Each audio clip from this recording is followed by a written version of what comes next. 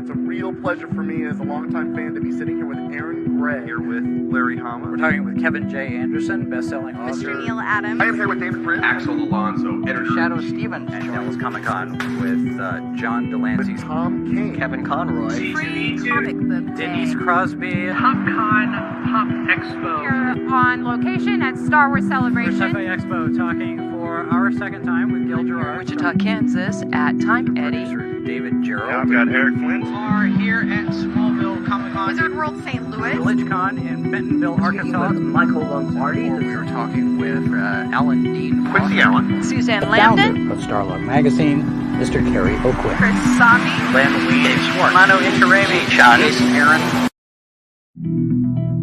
This is Sci-Fi for Me, your portal to the science fiction multiverse. Welcome to Cosmic Comics, Games and Collectibles, your zen of geekism. We carry comics old and new, magazines, toys, games like Pokemon, Magic, D&D. Want Godzilla, Ultraman, Star Trek, Ninja Turtles, Funko Pops? You'll find it all here. Shop our Cosmic Sound Room and pick up a record or two. Enjoy our Comic Coffee Lounge with a cup of Sasquatch coffee while geeking out over a super cool movie on our big screen. Cosmic Comic, Games and Collectibles. Superman loves us, and so will you.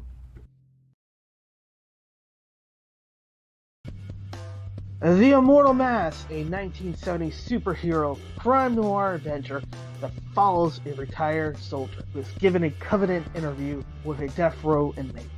What he learns from the interview thrusts him into Atlanta's shadowy underworld. He'll have to utilize his military training to survive from being hunted for the information that could topple the most powerful ruling class in the city. This is not a pre-order or a crowdfunding campaign. Get your books now at Denali's.com. 25 seconds to curtain, folks. I don't care if Monday's black, Tuesday, Wednesday, hard to tell. Thursday, never looking back, it's Friday, I'm in love.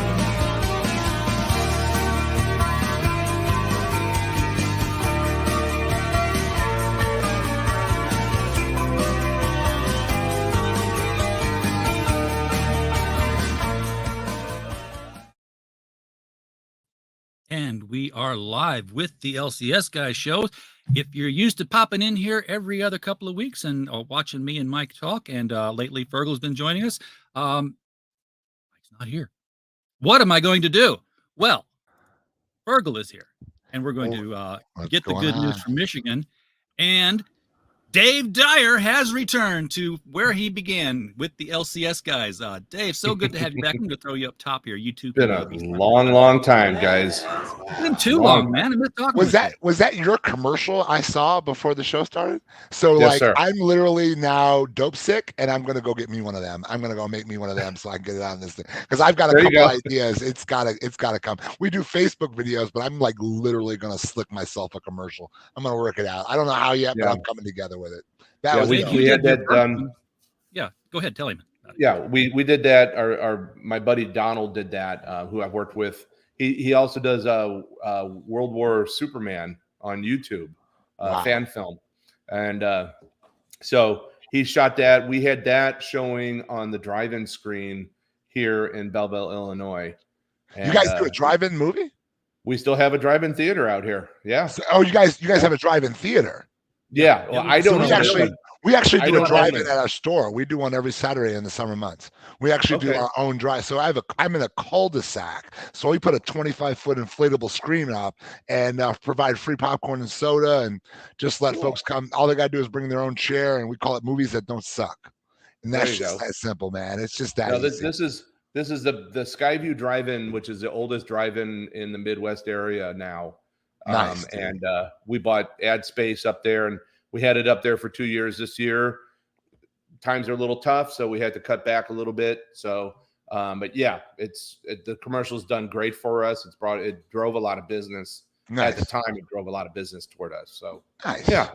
Yeah, that's pretty phenomenal. It's actually pretty dope. Like I said, I've been blessed that I've got, my brother works in Hollywood. So he actually, he worked on he won an Academy Award. He was on the special effects team that did the whale for Castaway. So, I mean, he's just kind of one of those big old Hollywood producer folks. And works You and I both have brothers in Hollywood. My brother was sound editor for Star Trek Next Generation and just finished NCIS Los Angeles. See, they're cooler. I didn't even know you had a brother. Yeah, I got 5 of them, man. So I got 5 brothers. It's all boys in my house. I had 2 brothers, but my middle brother passed away. I'm so sorry to hear that. Yeah, so I'm so sorry to hear that. No, I got 5 annoying ass brothers, man. They are something else. They're fun, but they're annoying as crap. Yes, they are. Luckily, I love my older brother. In fact, he turns 75 next year. You have a 75-year-old brother? Yes, I do. Wow. And I turn 60. I turn 60 next year. Yeah. So we're going out to celebrate both birthdays. So that's kind of dope, man. 60. You do not look 60, man. Thank you. You must have a black don't crack kind of situation going on because you don't look 60. You know, Samuel L. Jackson's like 147 years old. I don't know. Yes, he is. He's like at least 147 at this point, and he's not aging at all. I think Denzel Jackson's somewhere up over 100 at this point. I don't know. You see that new trailer for Equalizer 3? Hey. He's still taking people out. Grandpa Denzel is still doing business in a way that's dope. I swear to God, Fred the Hammer Wilson is 200 years old. So, at least. He still looks young. So at least. So how are you, RJ? I'm doing all right, but you know that it's not about me. This show's never about me. It's about you guys. And oh man, we started this. We started this 3 years ago when COVID hit, and it was me saying, "Hey, I'm stuck at home. How are the comic shops doing?" Because that's my passion, buying comics. And so I got a new Dave, local guy for me at the time. I knew Mike, who used to be my local guy, and we brought in Yule Carter from Sacramento. Nice. And we just said, and because it was 3 different environments. Michael had no shutdowns in Arkansas. For COVID. Sacramento was like completely locked down. And Dave was running bootleg out the back door. I was a middle market bootleg out the back door. No crap. I was actually a middle market healthcare banking. So I mean, for me, it was a completely just really unique environment. So I mean, for 2 years I started as a just in healthcare and did nothing but PPP loans as a business banker, and then I moved up to the hospital space. And so I had like I don't know, 20 clients, all like large health systems. So I had to get their weekly numbers, dying, dead, all kinds of craziness, and just everything that they weren't putting on the news, I had to get because we had money out to them. So I saw all that firsthand, day in and day out, and it was something else, man. Mm-hmm. Well, we ended up what was it, about 6 months in when Diamond shut down. This comic store that we thought was going to be the healthiest was the first one to close. That's when Michael closed both of his stores just because he wasn't getting product. That's still the case. You don't get. That's still the case. I mean, you still can't get product. I mean, if you're a small store, you're at the bottom of the list. Everything's backward if you're at a small store. So you still can't get it. But sounds like something we're talking about tonight then. We're talking about the industry because I posted something, Fergal, on Facebook the other day that Sue and I needed a miracle. Sue's my wife. Yeah. And, I said we needed a miracle. And we do, because then RJ checked in on me and goes, "Hey, I don't like seeing shit like that. So what's going on?" And I told him, I said, the industry is dead. It is literally overnight. The rug fell out from underneath all of us. Yeah. Now, I don't know about the West Coast. I don't know about the East Coast. I'm talking about mid-America, Midwest. Well, it's so you're gonna laugh, and maybe you will, maybe you won't, because I can profess deep prophetic thoughts. I try, I don't say I try not to, but I got so much going on, so sometimes it's not like just let it go and talk about it. But when I did this, I was in a very interesting place. I had an opportunity to either move with my operation, my bank, to another state, or take a buyout and stay where I'm at and just get my buyout and be good. And I chose at that time, with half the debt I have now, to take this venture because got this series of ridiculous, I'm a faith man, and I've been through a lot. I lost my mom 12 years ago, long story short, went through the wilderness, came out of it, found my wife was diagnosed with bipolar 2. We went through heart attack, as you know, RJ, a lot of stuff, right? Just all kinds of different things. And then, somewhere along the way, I fell like I literally drove the car off the cliff and realized like I'm out of solutions. What do I do? And so I got this, all things kind of came together, got this message and did this store. And, my wife supported me. It was actually her idea. She's the one that said, after that job and situation, she's like, I'd rather you die on your feet than live on your knees, which was an interesting word to say. So I went the route. I'm still out here breaking it down. We've had our times. I mean, these last 3 months, I've questioned this job day in and day out. I wonder, when do I cut and I'm a banker. So I'm looking at this purely from a financial standpoint. When do I walk away? When do I stop on this? It's insane. But I'm gonna tell you like this, man, and it's gonna sound off the beaten path.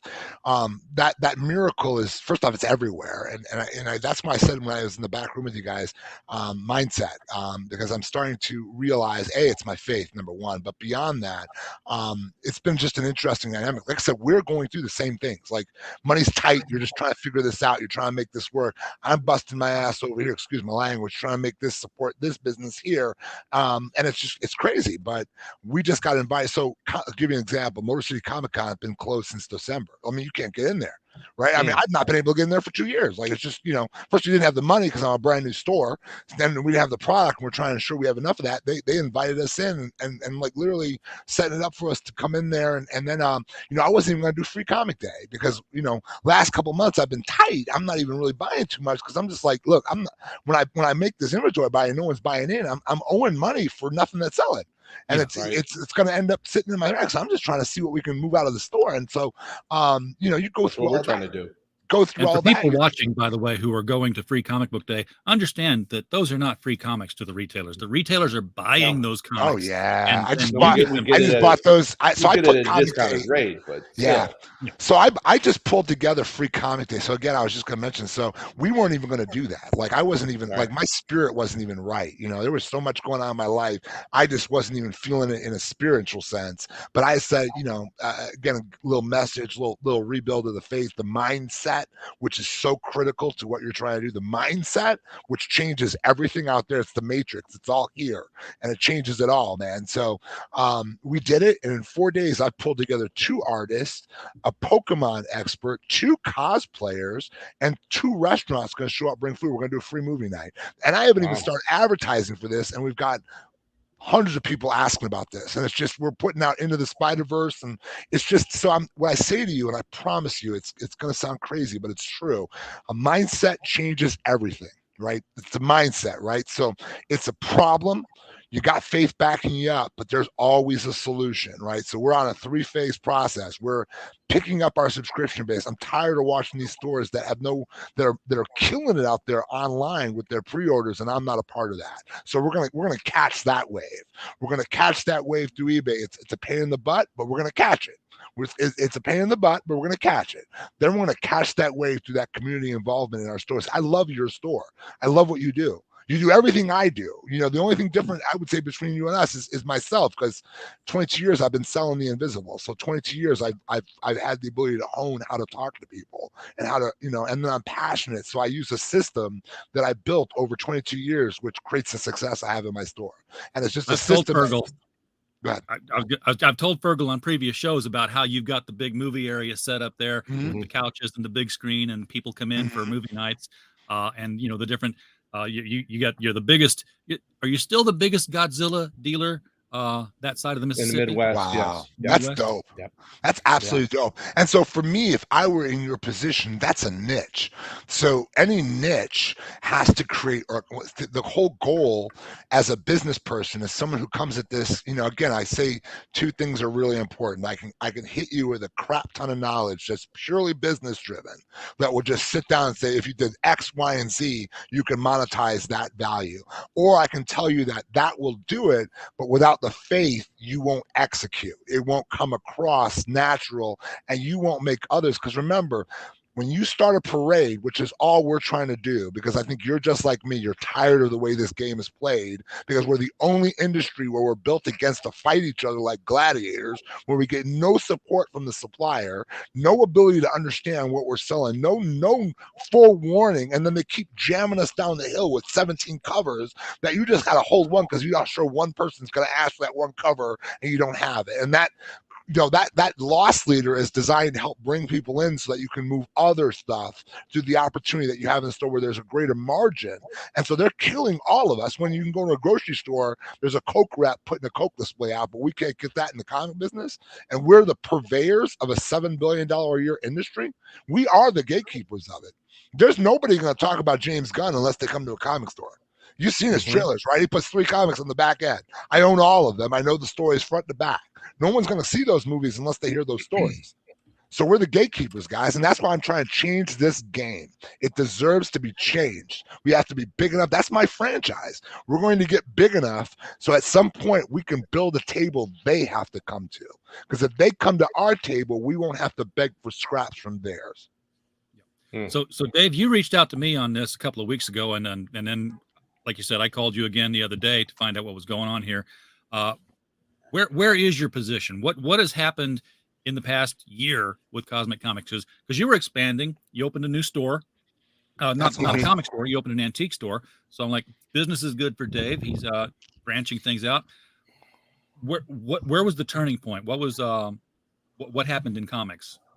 I can't pinpoint the day it happened, but it's like one weekend I went to bed and we had come off a great week, and then that Monday came around and it's like somebody yanked the rug out and we started watching. So we got through the holidays and we had a decent holiday. Now, and we were talking with a lot of other business owners in our area, and you have to look at 2021 as a total mutation of a year because everybody had free money, a lot of government handouts and so on. So it stimulated everything, and people were buying comics left and right. 2021 was a banner year for everybody. Then 2022 comes along and you're going, okay, well, I'm not seeing the same numbers as 2021.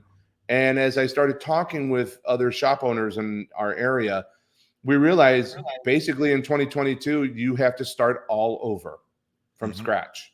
It's almost like, so what was going on in my head is I can't believe we've gotten this far and we have to start all over. And because that's what it feels like to us. We lost subscription people because they didn't have the money anymore to stay on with subscriptions. The few that we have now, they have even cut back their titles. So what's happening is, here's 2021. We're up real high. 2022 comes in, we drop down a little bit. Coming out of the gate of 2023, I'm down even lower now, percentage-wise. And now everybody's, the economy is playing on everything. I have an antique store. Inflation is real. It's crazy. It's crazy. Yeah, it's real. We just did we have an antique store. We opened this up almost a year ago. And coming out of the gate, it was fun. We were getting some feedback. And then we did an antique show last weekend where we sat there for 6 hours and nobody even bought a thing. So, I'm seeing, and not only that, I'm seeing the trend in the comic book industry. Okay. I have my notes here, so I'm just going to willy-nilly do some stuff. Yeah.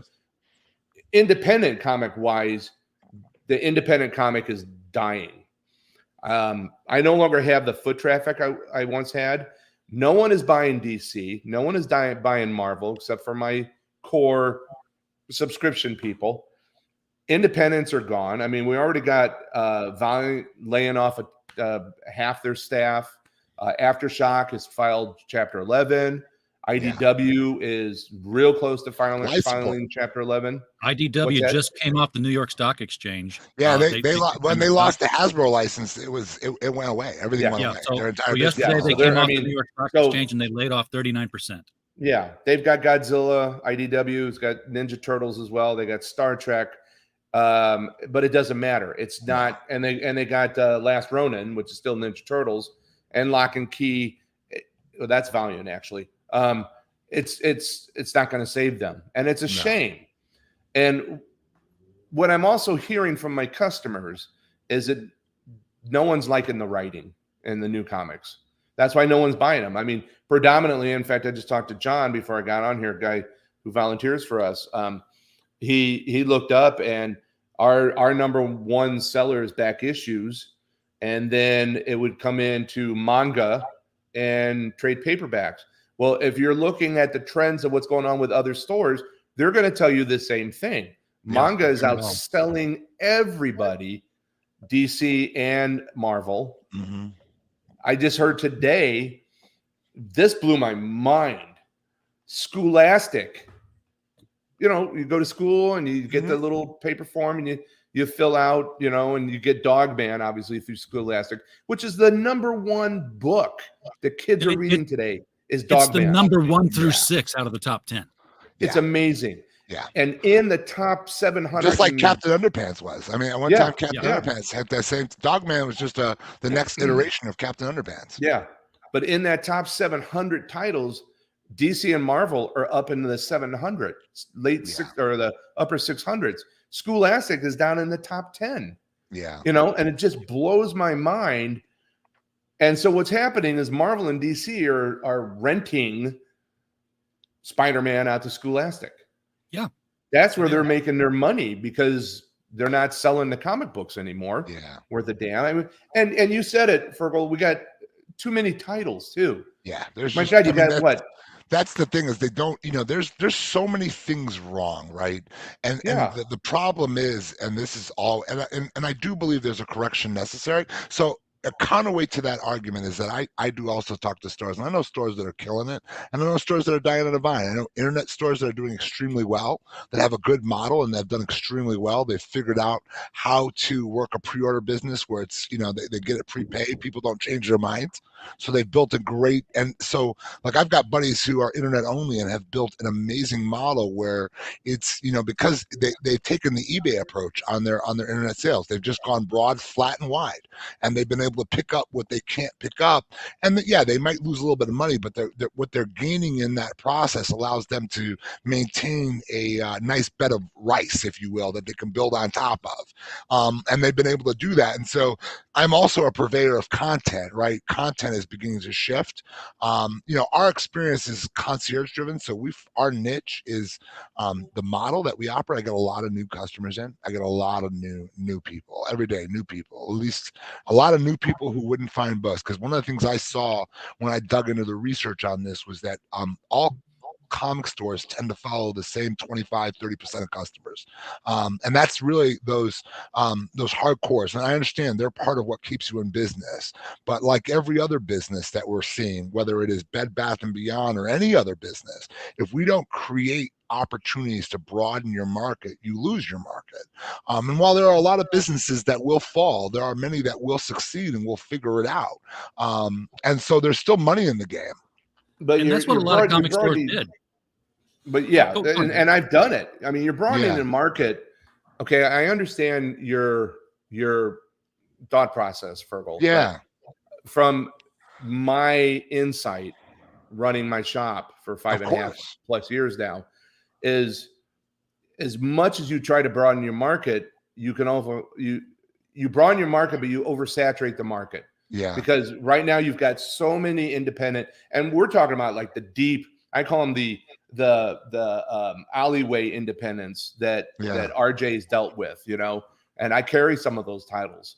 And, you know, when I first got them from RJ, man, they blew out. They blew up. They were great. People were loving that. But now I'm seeing where people aren't even going for that right now. The market itself, I'm seeing, and I hate to say it, the collectability market's where it's at. And even that is really tight. Oh, so, for sure. You know, I mean, this is a tough period to weather. Yeah, this is a tough period to weather. I mean, there's no doubt financially, this is a tough period to weather. And I'm not, and I don't know how we will weather it, because I see your majors, DC and Marvel, who are got gazillions of dollars. Okay, so they're not going to go anywhere. But they no longer care about the consumer, and they definitely don't care about the LCS stores. No. Okay. That's case in point, last week was Superman's 85th anniversary. DC did absolutely squat for it. There was no Superman Day. It. What was that? It was all Warner's 100th anniversary overshadowing that. Yeah, so they did what they do. They released in select theaters the Superman movie with Christopher Reeves. Yeah, the 1978. That's great. Did you give free tickets away for it? No. Okay. Did you have any kind of posters that you sent out to promote that for said theater? No. Was there anything pure? Was there Superman Day? No. It wasn't even a Batman Day this year. I mean, I think that's part of the reason. So this is part of the reason why I'm, again, this sounds audacious, and it is audacious. This is why I did what I did. I'm on a bit of a mission, and it's going to sound like I'm like one of the members of Clerks or something, but I'm on a bit of a mission personally, because I just believe that this industry, without gatekeepers like ourselves, they tried the independent market. They tried the direct-to-consumer market. That almost killed the industry as well. So the gatekeepers are and these guys know that they have to make these money in this movies. At some point, if the model falls at a higher level, it falls because they didn't invest at the bottom level.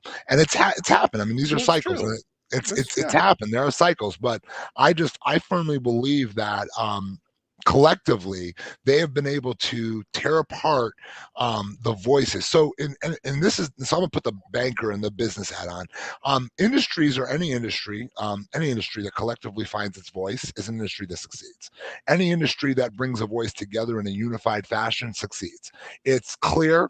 It's very clear. If you unify a voice, you create change in an industry. I mean, I can sit down, I can give you 27 business cases where if you unify a voice across the spectrum, you succeed in an industry. The guys out there where the money is very tight, where the people have knives at every corner, the guys up at the top, the guys making these billion-dollar movies that are just dropping dollars and know they can live in their fancy mansions and wherever they're doing and what they're doing, they have no vested interest in a unified voice being able to invest. It's like the railroad company, why the derailments keep happening every other week, even though we're watching this and no one's really investing in simple solutions to fix the problem. There's not a unified voice. For this industry, they don't listen to you until you're big enough to listen to. So obviously you still got to weather through the problems, but there are other ways to create this voice. One of the things I'm trying to do with this whole process is come up with these methodologies. I'm trying to drive these processes. I'm really dissecting from a businessman standpoint, from a banker standpoint, not even from an owner standpoint, but for just because there's the owner. As I've been a banker for 20 years, there are two dynamics. There's the owner, and then there's the banker. The owner knows something, the banker knows something else. And so in order to get access to Campbell, you have to get past the banker. The banker gets an unfettered view of what the owner's doing. So that gives the banker, and the banker's got to be dispassionate and look at the whole piece and dynamic. So I'm trying to look at it as an owner and as a banker, kind of thinking about the general industry. Now, one of the things that we're doing is we're partnering with a local theater. So, and we're just getting ready to set that up with a pretty prominent local theater out here in the Midwest. And what we're planning to do with that is when we do movies, when movies come out, big movies, I'm going to hire cosplayers, hand out a free comic book, give my card out, create an audience. I mean, these are just it's flat and wide. That's just one example. That's one thing I've heard people complain before when these movies come out to theaters. Marvel doesn't have a spinner rack right there in the store, in the theater lobby. Saying, and hey, so they leave it to the independent theater owner to do all that crap. Yes. Yeah. They don't want to get behind. Once again, I told you they don't care. They don't want to get behind anything. And, and now I tell you the truth, Disney / Marvel and Warner Brothers, DC, Spectrum, whoever owns AT&T, whoever owns DC now, all they're doing is phoning in. And you can tell me till you're blue in the face that these movies are making money. They make it the first week and then they tank after that. Yes. The last 3 or 4 have been pretty darn horrible. I mean, they've been pretty darn horrible. We just watched Ant-Man. It was terrible. Yeah. I mean, the last several of them, they've not been at their best. But I'm going to go back to, I'm going to put this is the entrepreneur. This is the kind of, and maybe it's because I don't have 20 years in. Maybe it's because my 20 years was spent on the dispassionate side, that I take a different view, in just the sense that I can see, I know enough. We'll make a cynic of you yet. No, I know businesses. I know locals in my area killing it out here. I know I've talked to some pretty decent. But how are they? What are they? When you say killing it? Are they doing better than they did last year? They're pushing up against last year, so I consider that to be in a tight market killing it. If you're not stepping back in a significant way, if you're not experiencing a significant step down, then I consider you to be killing it. You know, I call it. You and I have to disagree on that, because killing it, I would say you got to be 10%, 15% over what you've done last year to kill it. Oh, of course. But remember, if you're breaking even, you're just neck and neck. That's good. That's not a loss. That's the owner piece, though. That's the owner piece. And so I would say take back a second and look at the market economics, right? So you did a very good job of explaining the market economics, and they are very clear, right? So you take those market economics and you apply that to the formula, which is there's a formulaic approach to that. So you take the market economics, you apply it in. We're not obviously service-based industry, so we're not like doctors or lawyers or other people who can raise revenues on a consistent basis based on inflation. We're retail. We're retail-driven business. Customer service, right? That's it. So you're always going to experience whatever Walmart experiences, whatever Target experiences. You're going to get a much greater rebound effect as a smaller local mom and pop, where they have the capital to access to weather, or like a Funko that can throw 30 million of them in a landfill and still survive. That's. Funko Pop. Don't even get me going on about Funko. Comic stores having to expand their market base. Well, what did comic stores do? They expanded by bringing in, Dave's got Mount Funko right there when you come in the door off to the right. I do, and I still have it. He's got the Island of Independence. That's great stuff there. And then I have a shelf of Godzilla, So the thing is, and I get what you're saying, Fergal, and I love your positivity. And I totally get where you're coming from. The thing is I look at things from a business point of view. Yes, I'm a geek, but I went into doing this from a business point of view. I've always been a businessman. Everything I do is still from a business format. Yeah. Can we survive? Can we continue to pay rent, keep the lights on, make our customers happy? My wife and I have had to start cutting so much. In fact, we're cutting back tremendously on even carrying new comics, because new comics are filled with what I think are some of the most horrible writers. And I'm going to talk about independent ones. I do have to cut back on that, because if I'm sitting, if I've got independent comics sitting on a shelf and nobody's reading it, I cannot, in my mind, keep it going. I can't keep hitting issue 4 and 5 and 6. I don't know if this gets me on a thing, but I only buy maybe 1 or 2. Like in the last 3 or 4 months, I've only bought maybe 1 or 2 weeks a month. That's about it. And I'm lucky if I do that in a given month. I don't have to have every title every week. I have 1 or 2 a month. I use the rest to pull off my back orders. I use the rest to get rid of the stuff that's on my shelves. Bring that down, so that way I'm not drowning in inventory. Because at some point when you hit that inflection point, you're done. Once you get to a point, you got to walk away. That's where we're at. I mean, I am sitting on so much back stock, and we're blowing them out. We're blowing them out, 1 for 3, 2 for 5, 5 for 10. A lot of them, if they're independents and they're sitting in that box for more than a year, I take them out of the system. They're going to the dollar box. I mean, we lose money. We've already lost some money, because you have to look at your profit margin. The longer something sits there, the less profit you make on it. So year after, except for Godzilla, you never lose. Yeah, Godzilla will always be worth money. So JR's got an interesting question in the chat. Okay. Because Fergal, you brought up about the unified voice of the retailers coming together. Yeah. And it seems like there's a push to cause division, because the retailers are sitting there saying, hey, my cash drawer is empty. And the comic marketplace is saying, comics are doing better than ever. Yeah. They're doing great. Sure, they pad numbers, because the numbers you're seeing aren't just comics. The numbers you're seeing have comics in it, trade paperback numbers in it, and manga in it. So of course they're inflating the number. Yeah, they are inflating the number.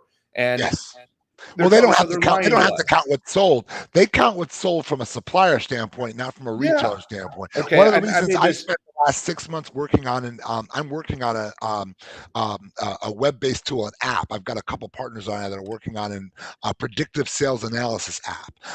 One of the things that we've been looking at is just taking the best of things like Key Collector, CLZ, and some other additional things out there, and creating something that allows us to predictively determine how we're buying, because we're buying 60 days. We're literally buying 2 months in advance, and you're making guesses every week on FOC. You have to, because there's nothing that's telling you what's going to be. I have no idea. I don't even. I'm going to let out another secret. I haven't done that since I opened my store. There's no way. On that, when I saw that model, I was like, "Are you effing kidding me? You want me to make guesses on a crowd I don't know what's going to buy? I'd rather be behind the 8 ball and let someone else cast something and make my own mark than worry about trying to keep up on FOCs every single week. I don't worry about that anymore. I gave up on.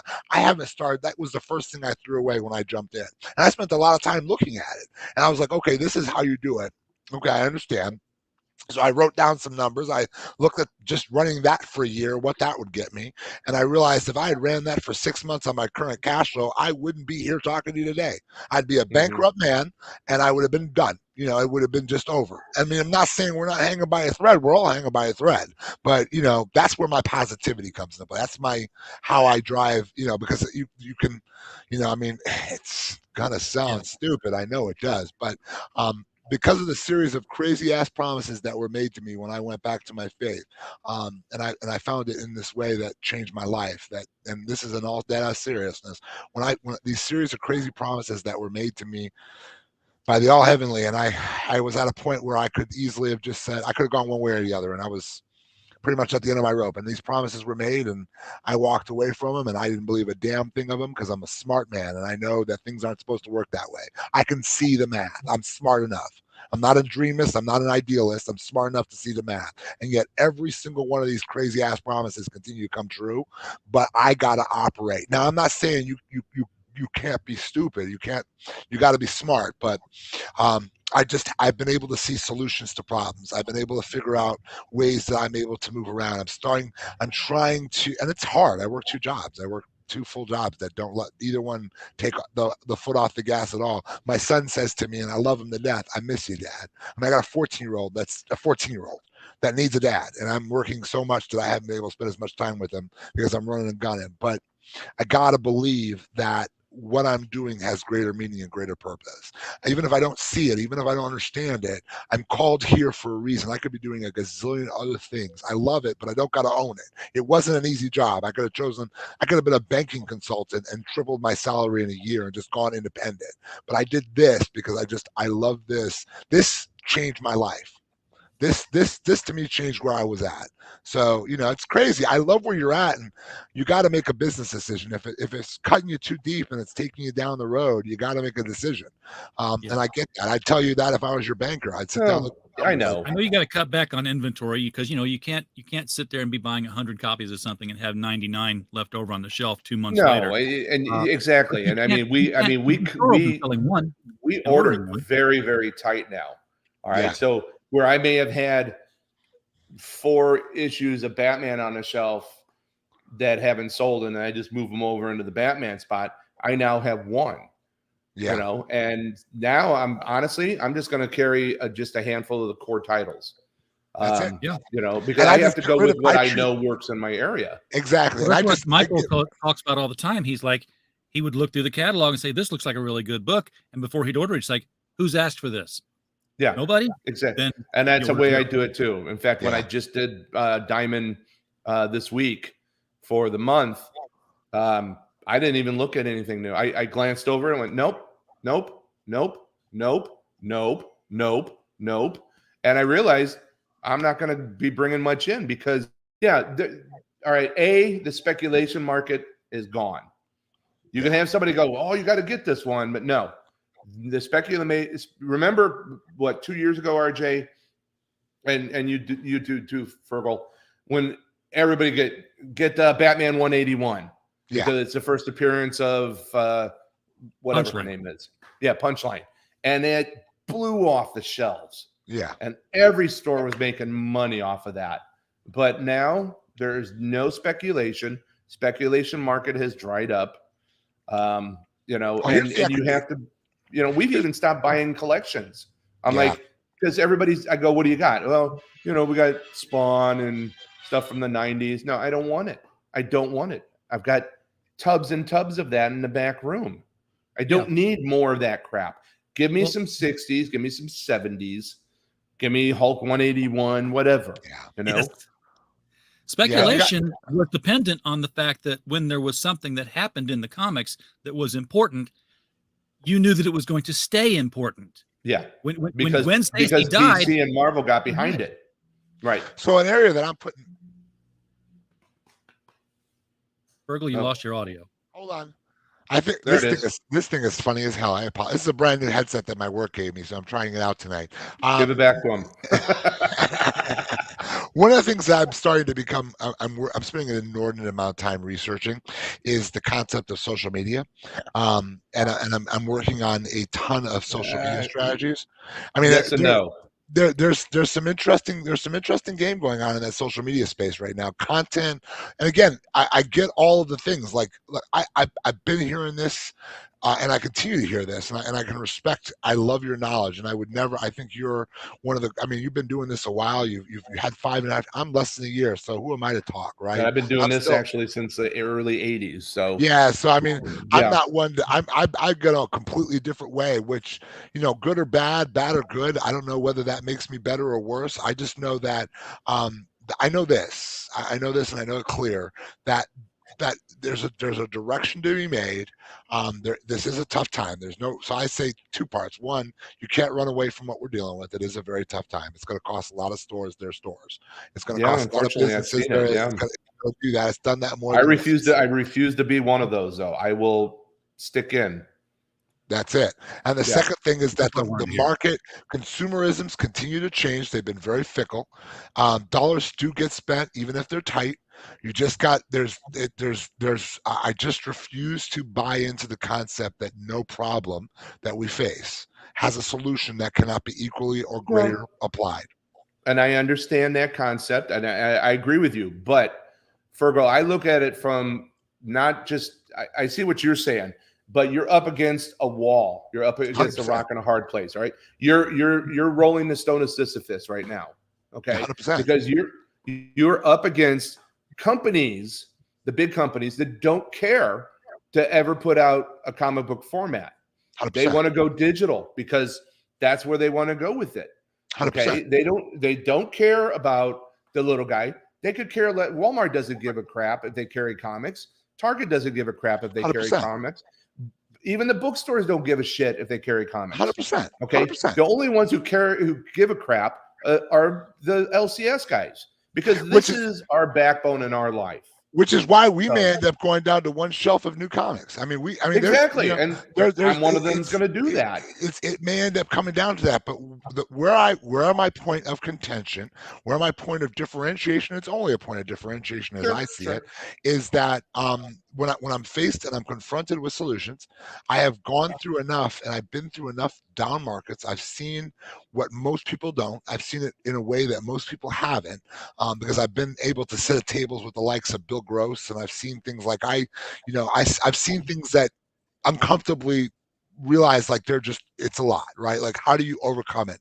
And I've tried, and I've seen solvings of situations, and I've spent a lot of time digging into the, like one of the things I did when I started this, I researched every store in every store in Michigan. I went to every one of them, and I started falling back on just different methodologies and started looking at consumerisms, looking at behaviors, looking at a greater goal and a trend of where I can make the market work for me and figure out where my points of dissension is. Like a great example is, as big as the internet is, people have no idea how to use it. Mm-hmm. As big as the internet is, as much as they can go into and use the internet for 100% of their solutions, and they can, they don't know how to use it. They don't know how to truly grasp the power of what it can do. And so that's why I focus on that content. Now, it's not necessarily the content that's been driving my thought process. I've got two mentors that have been able to turn into this market their affiliate game. They've been able to work their affiliate game in some incredible ways. And again, I don't base these things on farcical facts. I have spoken with folks and sat down and looked at their numbers, and I said, how are you pulling this off? What are you doing? And they break down the logic. They've given me some background and stuff, and they've done the hard lifting. They followed somebody else's shoes, but they figured out how to monetize and go flat and wide and monetize. And they're because the market, it's going to drop, and there's going to be a lot of tight belts and tight days, but future favors the bold. And like you said, which I loved, and I'd stand with you on that, Dave, is that you're not going to give up. You're not going to be one of those stars. The hell am I? We'll both be standing there together, right? And the trick for me isn't that the hell am I? I made that declaration. I can see that vision, but it's going to be, I'm going to come out of the other side smiling. I'm going to figure something out because there's enough in the world. There's enough situations, right? Great example of this. And their history bolds everything, but this is the banker side of me. So again, business owner, banker side, I think we both got great knowledge. Jamie Siminoff, when he came out with Ring, that didn't exist. That just didn't exist. No one would have thought that it exists. That could not come together. And if it was just one person, I'd point to Jamie Siminoff, but it's not just one person. It's not just one product. It's not just one category, and it's not just one process. And I've spent my career studying the successful traits of successful companies and followed it and read a ton of books on the craft in this area. Right. But and in that regard, you're talking about a product that was a tangible product, 100%, that needed to be invented at the time that it came on. In fact, I remember when he was on Shark Tank, no one knew shot him down. Exactly. So that's where I would say chair side quarterbacking only gets you chair side results, because no one saw that. Like, we can say that in common sense today, but at the end of the day, chair side quarterbacking will simply just always end you up in the same way.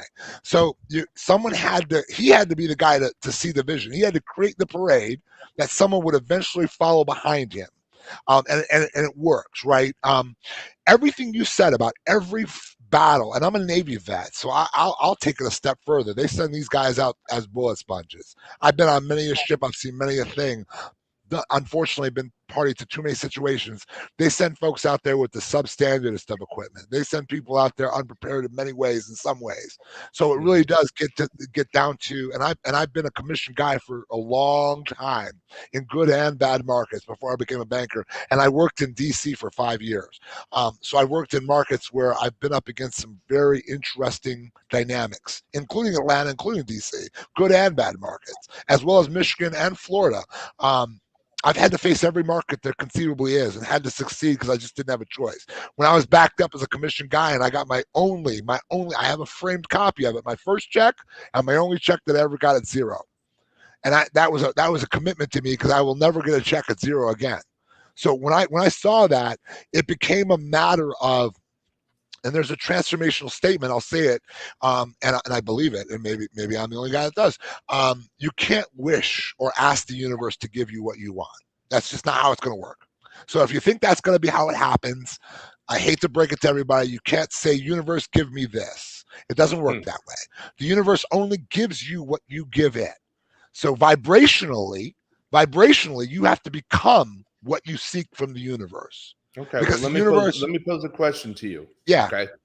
So I'm going to be your counterpart on this one. Of course, right? I'm going to be the. I wish I could draw like little devil horns and little No, you should. You put devil horns on me.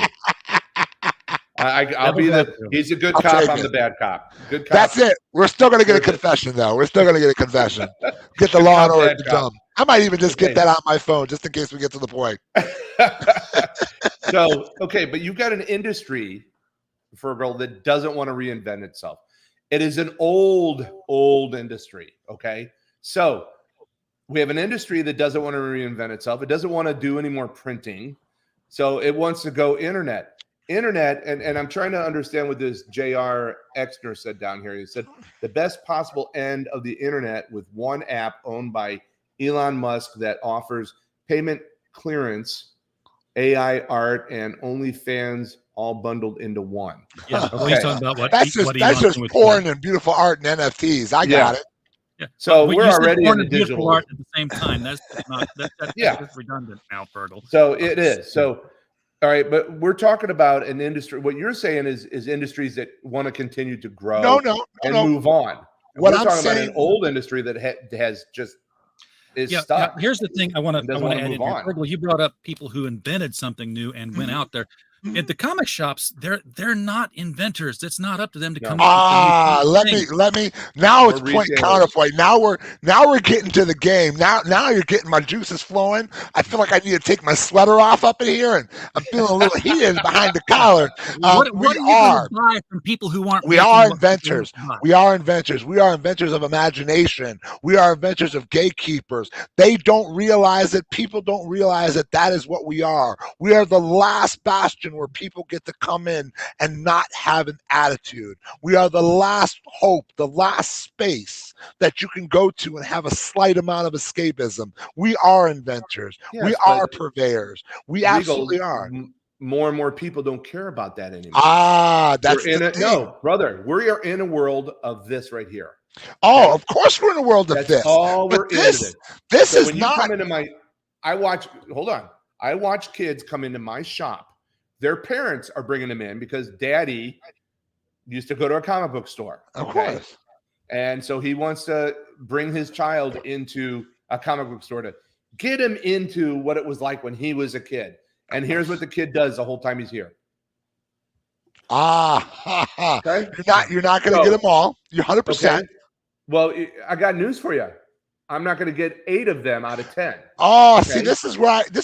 Now we're back to numbers again. Okay, so I'm going to counterpoint that. I've actually proven that wrong, and I've proven that wrong because I'm out here and prove it wrong. I'm in the real Midwest. No, for sure.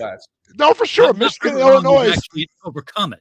Michigan, Illinois, Chicago is definitely Michigan's backyard, but that's a completely different story. We're the backyard over the right. You guys got good hot dogs, though. I'll give it to you. I love Illinois. But Michigan, and I'm not saying that I have the game plan or the winner, and I definitely have some rival with Illinois. I got a lot of buddies out there. My son's godfather lives out there, so I love it. But I just believe that there are headwinds and there are headwinds. There are places where you can pour your energy to, and there are places where you can sit there and go, I can't. It's impossible. And again, I don't know the economics that you have, so I don't understand. I know my economics, and so, again, and where do you live at? I live in Farmington Hills. Where? I have a shop. I live in Farmington Hills, Michigan. Michigan, okay. Yeah. So, and I am just outside of St. Louis. Okay. Oh, so you're not in Illinois. Yeah. I thought you were in Illinois. No, I am in Illinois. I am known as Metro East Illinois. Okay. So we're Metro East St. Louis. So we're just about 20 minutes over the bridge from St. Louis. Okay. Okay. So we're on their back door. So do me this favor. Do me an opportunity. Go talk to your banker. Go talk to any banker, and just or just take a look around and just completely take all eyes off the plate and just start digging into and specifically look into retailers that are surviving and thriving in this market. There are some, because if there weren't, I wouldn't be able to do business every day. My in bankers, the comic industry. Industry, because again, you're proclaiming comics are an industry with a lot of headwinds, and I would present you in a comfortable session 10 people in 10 industries saying the exact same thing about their industry. Doesn't matter, but I'm just asking you to broaden your search. Let's take the focus off the comic industry because it's like-minded people saying like-minded things. So let's keep them out of the game for a second because you already know their points of view. Let's just take 10 retail industries, do some digging. Look at those that are surviving. Look at the ones that start Googling things like surviving in this market, industries that are retail industries driving for growth in this market, unusual, innovative strategies. Who's breaking open? Where are they breaking open? How are they breaking open? Look at different opportunities. Take yourself through and, instead of looking at social media for the mind-numbing escapism that it provides, take your head off on that and just look at a couple of them and say, how are they getting these links in there? And dig into some of those dynamics. Again, I'm a fan of affiliate marketing. As I told you, I have 2 friends that are doing this. When I told you they're doing extremely well, both of them are running content. They're selling things. They're doing this. Now they're just straight retailers. They're resellers. I don't even call them retailers. They're what we call resellers. So they're selling. They're selling, again, the internet. They're just selling shit. These are not smart people. They just figured out some situations. So they use a lot of social media to move their product. And they are being able to draw an income in excess of 30, 40 grand in affiliate money on a monthly basis. They are driving great traffic. They are creating great opportunity through their marketplace. Now, again, You're always going to come up against something that's going to draw you back. And if that were the case, and I don't believe it's for anybody, you would always step back. You're not built that way. You're not the guy who's going to give up unless every dollar he's got in his pocket is in that business. Your blood's already on the walls. So you're going to give the rest of it because your blood's already on the walls, no matter what happens. For the kids on the phones, we hear about that all the time. There's kids that aren't reading books, period. Not just, not getting interested in comic books. They're, they're texting with their friends, or they're doing whatever's on the apps. My suggestion, and I don't run a business, so don't listen to me on stuff like this, but leverage that. I'll give you 2 examples. I've got some friends at Bad Bug Media. They've been putting out a book called Pocus Hocus. One of every batch of their covers, they put out like 4 different covers. One of them, they don't even put it on the cover that it does this. It's activated. It's an activated cover. If you have this app, you look at the cover, and suddenly the cover comes to life, and it's animated and it's moving, and it gets you excited about the book. The other thing I would say is QR codes. Man, you see kids see a QR code, they open up their camera, they go, "What's this going to?" So we're actually that's the other thing we're developing moving art through AI QR codes. So I've already sell custom posters in my wall, recreation of comics. I've got a company I work with that does a vinyl over foam board overlay. Any comic cover you want, we can do a custom poster, blow it up. It's gorgeous. It's beautiful. We're actually creating QR codes that can create moving comics in that comic that you just have to scan your phone over. So we put that through. Again, originality, opportunity. If Zavlov, and if we can bring him in this room, I would say that's the devil, because he did do Discovery. I don't know. I'm not a fan of Zavlov. I don't get him. Well, I you know what? I liked him. Are we talking about the guy in DC? Yeah, DC. Yeah, I I liked him I liked him for the first fucking week that he came in. Yeah, I mean Zavlov is. Yeah, when he was telling me that Snyderverse is back, I'm like, yeah, awesome. And then what? A month later, he brings in James Gunn and fucking flushes everything down. Zavlov doesn't have his mind together, but let me be honest with you. He's got James Gunn in place. These guys, the bets that have been made. So again, let's go. We're going to spend a ton of time in the system. By the way, this was something that took me 20 years to figure out. We are all bound by the Matrix. We are all bound by it. So there are very few people that figure out how to break the code of the Matrix. We're all bound by it. Right. We're all in that that micro view of our world. We're trying to operate a view. We're trying to open, let me use an original Doctor Strange line. We're trying to open a peephole that we've been seeing through our entire lives, because that's what we do. That's the job of a banker. So one of the things that I found when I started opening my mind up to possibilities, and it became possibilities. There's realities, there's possibilities, there's opportunities. So, and then there's, I'll do a standard SWOT analysis, strengths, weakness, threats, and opportunities. I'll do that analysis with you all day. We'll break down the numbers. We'll break it back. We'll work on a P&L. We'll figure out what target looks like, and we'll figure out how to achieve that. And I work backward from every target I try to achieve. So, I mean, these are basic P&L breakdowns. I just did an appointment with a dentist today, working through his numbers backward, trying to figure out how to double the expansion of his operatories, how to grow his practice, because he wasn't going to double his building because his wife kept saying to him, "We can't sell it. We're in a market. We double the building. We spend $1 million and not going to make no money." So we just changed the agreement, changed the opportunity, shifted the thinking just slightly. And instead of looking at it from X, we looked at it from Y, and then it became a reasonable opportunity. So that's what my role. Maybe again, training is just a little different. It's formalized for me. It's formalized. It's 20 years. It's been beaten in my brain. It's whether it's your personal finances or it's your business. It's just been beaten in my brain. And I have to come up. My old mentor used to say, never walk into a meeting without at least one new idea. Well, I mean, you're not going to win a client without one new idea. Something they haven't heard from their accountant, their lawyer, anyone at their table. You got to be the person, which means you damn sure better know. And because I work with hundreds of industries, I have spent an inordinate amount of time learning about one new idea in every industry and how to manage it, which it built a muscle reflex up in me. So I just have an opportunity where I see situations like what you're looking at. I say, okay, you've got a beautiful story. You really do. Bigger than mine, better than mine, gorgeous in every way. I'd say that all day, every day. But it's, you've got the reality of your situation. It's very real, and it's enough to cause you to go home and kind of sit up and have a drink that you might not normally have, or puff on a big one that you might have said, you don't know me very well. Oh, I understand. I'm going to get off the phone and do my own little business here tonight. But however we relax ourselves. RG will tell you all about me and my. I already know. I can look at the glasses and look at the Guy Fieri situation you got going on. You've got the good bourbon. You've got the good bourbon happening. But I do know that I have never come across a problem I can't fix. I can't figure my way through. It's not that I'm better or smarter. It's just that my mind is built around this concept that I'm always going to be facing down. If it was always the wall, I wouldn't be married right now. I'm married to a woman with bipolar 2. I wouldn't be married right now. And she's an amazing woman. I mean, she's an amazing woman, but life is tough. Like, I'm going on broke just like you. I'm working every day trying to make $1 out of 50 cents every damn day. $100 I a always week. call it chasing the almighty dollar. Look, I'm doing that and I was doing that as a banker. It was killing me. Now I'm doing it double, and I get it. There was a point where we didn't have to do that, though, in the comic book industry, where we had a dozen or so subscription people. You know, I mean, there was a point there where every week I'd look forward to Wednesday, because that's New Comic Book Day. And I go, man, I can already in my head count the money we're going to be bringing in. And now, you know what? 14-year-old me would have said, comics on Tuesdays now? Yeah, I'll be there both days. Yeah. So now, it's like we're actually, and we didn't even touch on this.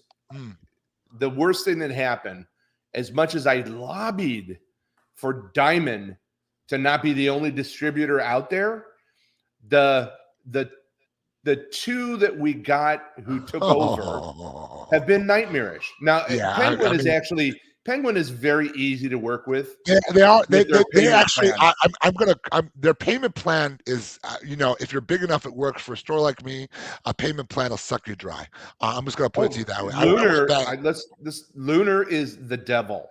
Yeah, Lunar it'll suck you dry. The worst company we have ever worked with. You don't have a phone number, so you can't talk to anybody. No, all you need to know about you can talk with somebody. All you need to know is try Googling a Luna customer service number. You won't find one. I spent an hour trying to find their number through places that you might not know how to go look for, that I have subscriptions for, so I can dig in and get their corporate number. I still can't find it. So that just tells you everything you know about them.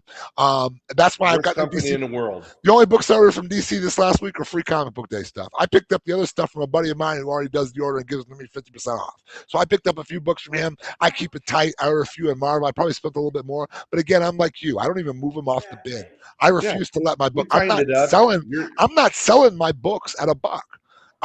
You're doing more on Free Comic Book Day than I'm doing. You know what I'm doing? I'm sticking them up behind the counter, and if you want to come in, fine. And the one who and because let me tell you, you're going to get those people you never see that come in, or you only see them on Free Comic Book Day. And believe me, in my cynical old age, those are not my favorite people whatsoever. It's like the church being full on Easter. Yeah, exactly. So I'm not going to pay for it. I did one time. I paid for the cosplayer. I did everything you did, Yeah. And it was great. It was fun.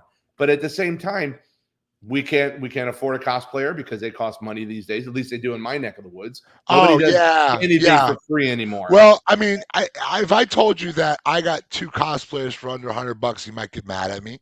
That's amazing. These are brilliant people. These are amazing people. I want to give them a ton of props. And it's, again, this is, and I'd love to just sit down with you because I'm writing a sales book right now. I'm writing a process book. That's one of the things I'm doing. I've spent 20 years honing this craft.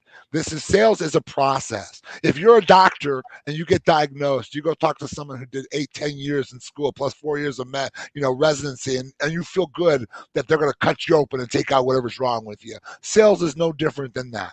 And everybody guesses at that.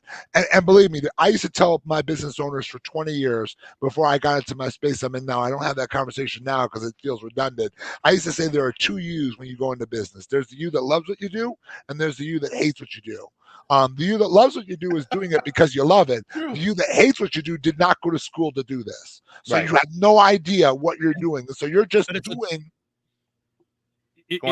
Comics is a totally different industry today than it was 30 years ago because it is an industry today. Of course it is. Well, it used to be fun. It's no, you talk about cosplayers, you got to pay. I need to bring Dave up to Detroit. Dave, you need to come up here and just have one. We're gonna take. I'm gonna take. If you got a motorcycle, you look like you got a bike. You got to come up here to Detroit, bring your motorcycle up. You look like you're riding a bike. At least your leg. I got a Buick, buddy. I got a Buick. Man, I got to take you up here. Put you on my motorcycle. 1987. I was in college. I found the local comic shop. They were opening a new store, and it was like a nice store, like in a strip mall kind of thing. I was so excited for my friends opening a new comic shop because, this was the 50th anniversary of Superman. This was, DC was exploding. Independents were exploding. I showed up at the new comic store on opening day, and I said, "Hey, Jim, can I use the bathroom back there?" She said, "It's around there." I went in the bathroom. I stripped off all my clothes because I had the black tights on underneath, the red tighty whities, the flag T-shirt, a hoodie pulled up over here, chin back, holes cut out, with a great big C on my chest. And Captain Comics stepped out of there to help get kids out of the parking lot and into the store, passing out balloons for free. And he didn't even know I was doing it because I just wanted to be part of the experience.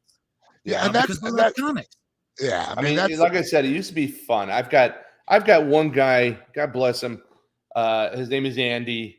He comes in every Wednesday and he's like, "It is Dynamite Wednesday."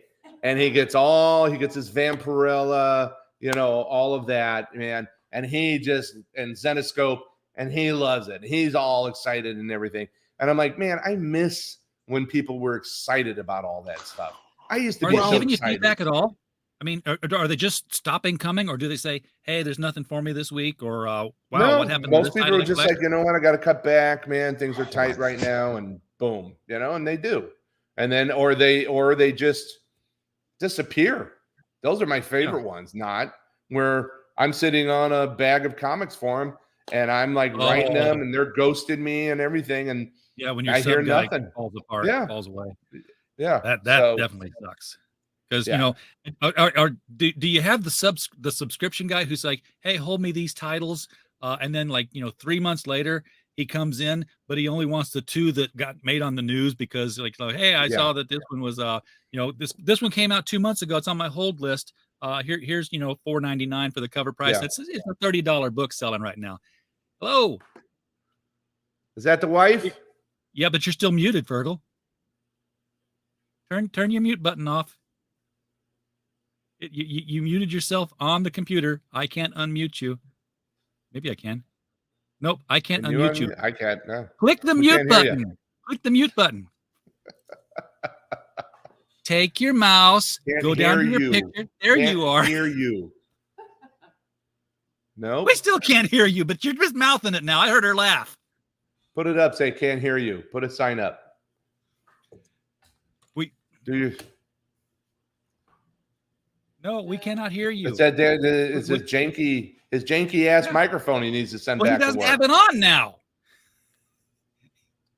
He unplugged the mic and now we can't hear a thing. Put your headphone on. Your headphones on. He's got to be able to hear. He can't hear us at all. You took your headphones off. This is live television, folks. Hey, can you hear us now? There it is. Yes. Now we're going. I heard your janky ass comment, by the way. that was the funny word. I was telling my wife, we went janky ass up here. That shit went really quick up in this place. Now, I just don't understand. I'm bringing number people up.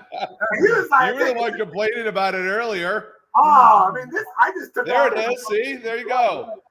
This is all the bank will give you anyway. This is what the bank does. My bank shall go unnamed, but this is all they give us. This is how we're supposed to smile. Give it right back to them. Right. Totally.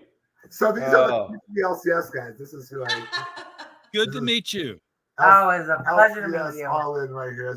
Glad you're in good health. First time we tried to get Fergal on, she fell over and broke her ankle, and she couldn't come in. So that's not a good sign.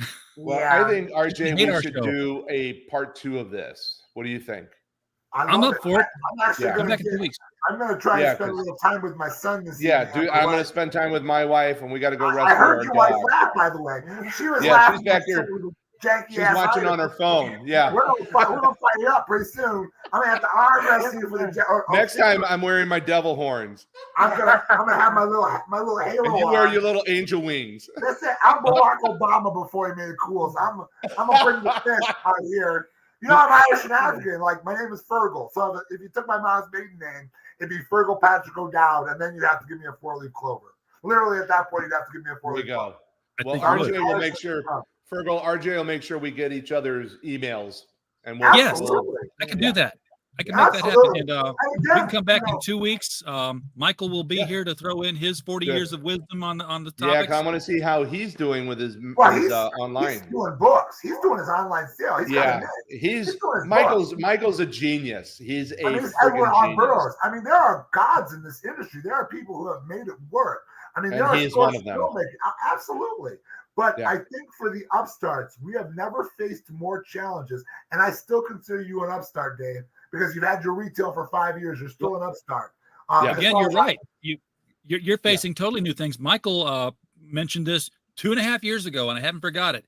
When COVID hit and all the stores were shut down, he's like, this is an industry that survived World War II. It survived hurricanes. It survived, all kinds of things. COVID came, first time it ever shut down. Well, this is janky ass Fergal here to save the day. Let me just put it to you that way. Just so you know, janky, just watch the face, because in about 5 years or 2-3 years, it's going to be up on Call H winning the Heisman Award. Just check the face out. It's going to happen. You're going to see me on there. I'm going to hang out with The Rock. I'm probably going to give him There you go. thing. I'm probably not going to put him you and me both. Shake his hand. You're going to have to get that blue hard hat. That's how they got me in Lego. I just wanted to, so after an hour and a half, he made me look like Al Roker doing construction. Yes, I'm janky. You literally made me look like Al Roker doing construction. Well, you've got your Pixar version here, and I finally got one that looked like a Pixar picture. No black and guy there on you that go. stage right That there. looks more like him. I'm telling you. Well, oh my God, was that me? That looks a lot more like you. Oh my God, you literally, oh wow, seriously, can you send me that picture? Because that's about to, I'm about to put that on my driver's license. That needs to be what I look like in general. Let that replace my face. Not the Al Roker with a construction hat, because the Al Roker thing ain't working, man. If that got to my brothers, I would never live it down. That would stay with me for 10 years. So this can never go to my brothers. They will own that little, they will build that Lego and put it everywhere around my house for the next 5 years. Every time they see me, all I will see is it'll be the Fergal gnome in the garden. That's literally Oh, you've just given me an idea now. I'm going to make you all into garden gnomes for the next show. Hey, I like that. That's awesome.